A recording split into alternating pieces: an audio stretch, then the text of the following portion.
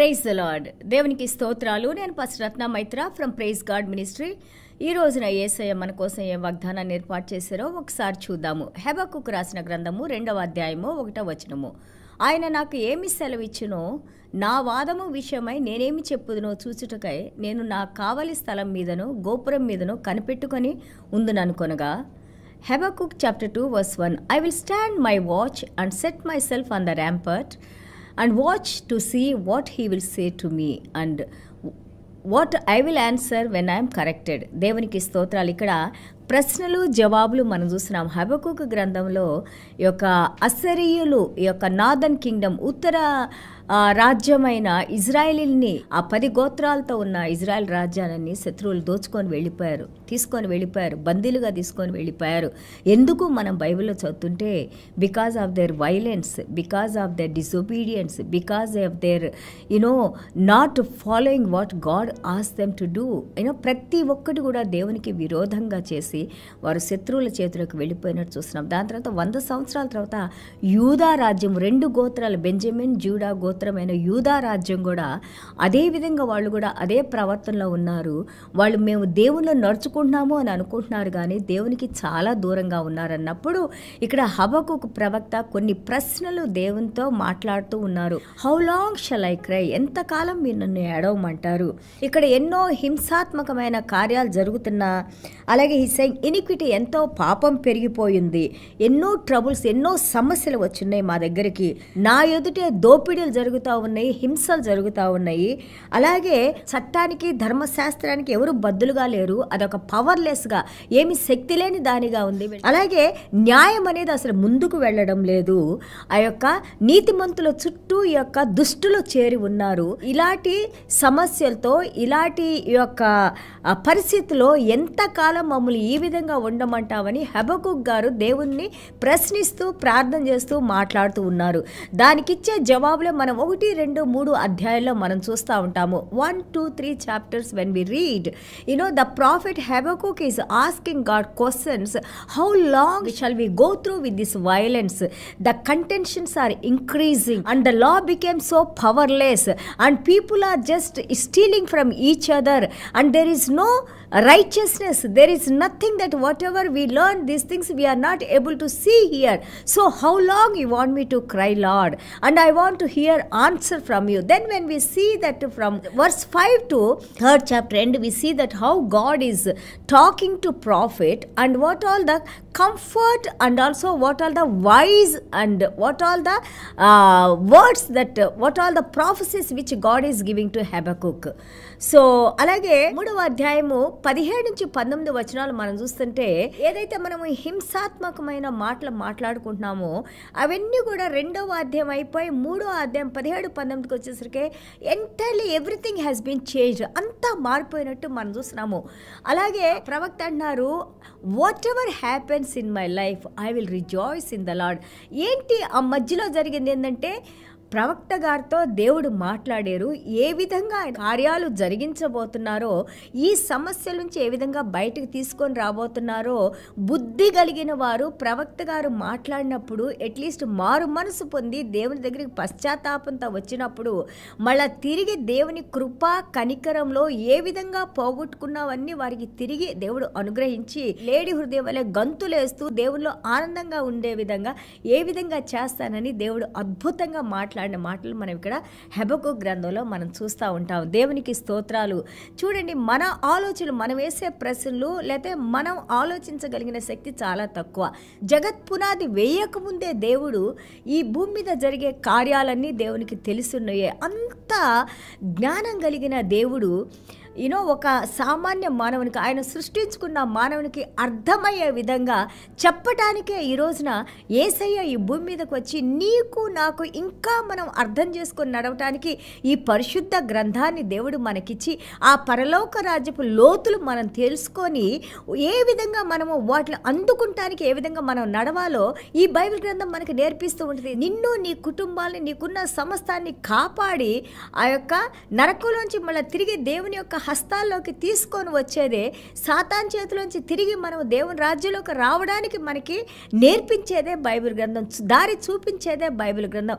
మనం ఏ విధంగా దేవుళ్ళు నడుచుకోవాలో మనకి బోధిస్తుంది. Actually when we read, mind పెట్టి ఈ పుస్తకాన్ని మనం నేర్చుకోవాలని, దేవుడు మనతో మాట్లాడాలని, దేవుని హృదయాన్ని తెలుసుకోవాలని, ఆ హృదయంతో నువ్వు బైబిల్ చదివినప్పుడు ఎంతో అద్భుతంగా నీకు పరిశుద్ధాత్మ దేవుడు ఎంతో చక్కగా రాబో విషయాల్ని, రాబో కార్యాలని ఎంతో అద్భుతంగా దేవుడు మనకి తెలియజేస్తూ ఉంటారు. ఎందుకంటే ఆ వాక్యాన్ని మనము హృదయంలో తీసుకున్నప్పుడు ఆ హృదయంలో పరిశుద్ధాత్మ దేవుడు దాంతో కనెక్ట్ అయ్యి ఎన్నో విషయాలు దేవుడు మనకి నేర్పిస్తూ ఉంటారు.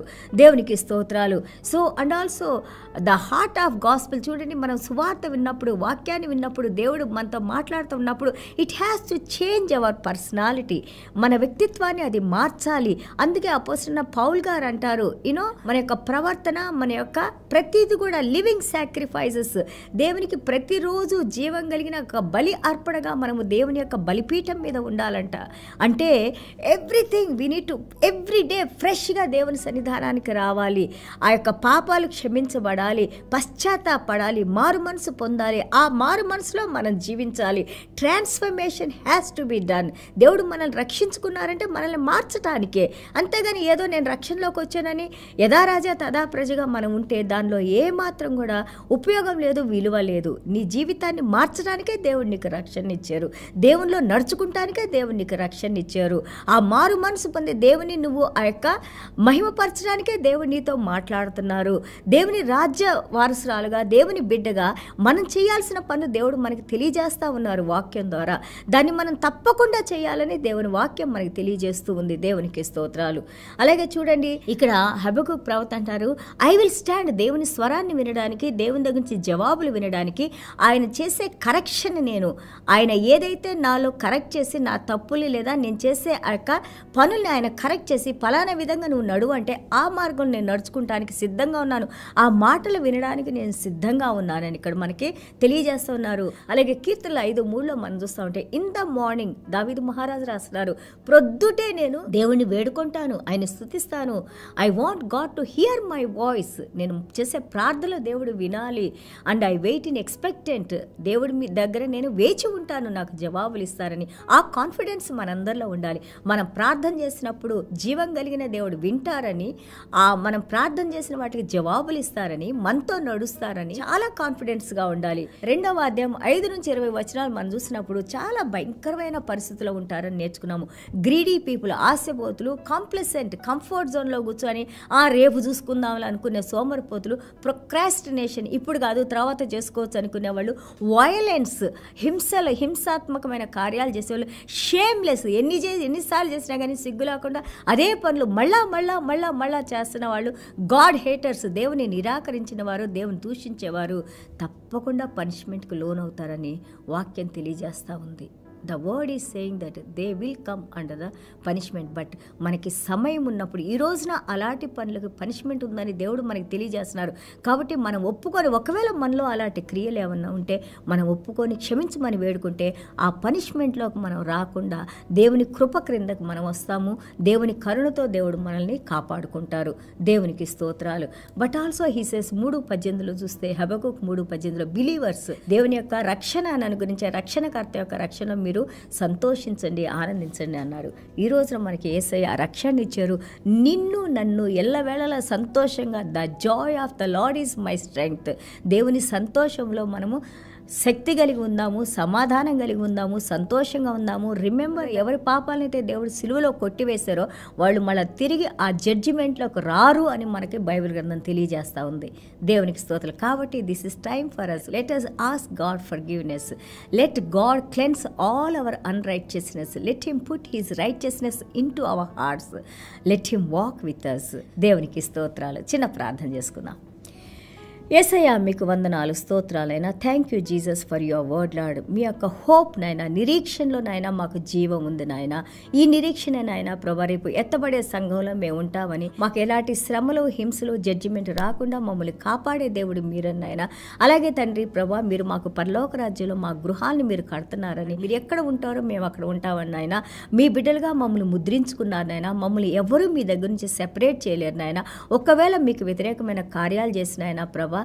రక్షణలో ఉండి కూడా నాయన ఒకవేళ మేము తప్పిపోయి నాయన మాకు తెలియకుండా శాంసన్ లాగా ఒకవేళ మేము ఉండి ఉంటే ప్రభా ఈ రోజున మమ్మల్ని మీరు క్షమించిన ఆయన ప్రభా, శుద్ధీకరించిన ఆయన, తిరిగి నాయన ప్రభా మీ మందలో చేర్చుకొని నాయన ప్రభా, మీ మార్గంలో నడుస్తూ నాయన మిమ్మల్ని నాయన ప్రభా మహిమపరుస్తూ నాయన ప్రభా నిత్య జీవానికి వారసులుగా నాయన ప్రభా ఎంతోమందికి రక్షణ సువార్తను తెలియజేస్తూ నాయన చీకట్లో ఉన్న వారికి వెలుగును ప్రసాదిస్తూ నాయన ప్రభా, ఇదిగో నాయన మీరు చేయమన్న కార్యాలని నాయన ప్రభా చిత్తశుద్ధితో చేస్తూ నాయన ప్రభా మిమ్మల్ని మహింపరిచే బిడ్డలుగా మమ్మల్ని దీవించమని వాక్యం వింటున్న ప్రతి ఒక్క బిడ్డ కూడా నాయన ఈ వాక్యాన్ని అర్థం చేసుకోగలిగిన శక్తి నాయన, ఈ వాక్య ప్రకారం నడవటానికి నాయన మీరు సహాయం చేసి నాయన ప్రభా వారి హృదయాల్లో సంతోషము, ఆనందము, సమాధానము, అలాగే మంచి ఆరోగ్యాలు, దీర్ఘాయుష్నిచ్చిన ఆయన మీరే మహిమా ఘనత ప్రభావాలు పొందుకోమని యేసయ్య దివ్యమైన నామములో తండ్రి ఆశీర్వదించి ప్రార్థన చేస్తున్నాం తండ్రి.